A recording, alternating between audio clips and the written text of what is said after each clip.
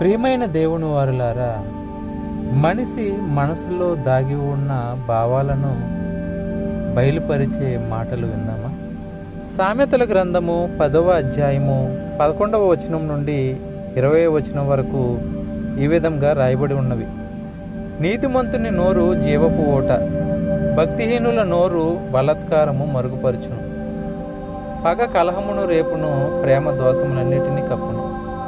వివేకుని పెదవుల యందు జ్ఞానము కనపడును, బుద్ధిహీనుని వీపునకు బెత్తమే తగును. జ్ఞానులు జ్ఞానము సమకూర్చుకుందురు, మూడుల నోరు అప్పుడే నాశనము చేయును. ధనవంతుని ఆస్తి వానికి ఆశ్రయపట్టణము, దరిద్రుని పేదరికము వానికి నాశనకరము.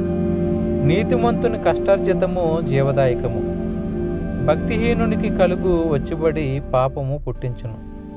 ఉపదేశం అంగీకరించువాడు జీవమార్గంలో ఉన్నాడు, గద్దింపునకు లోబడని వాడు త్రోవ తప్పును.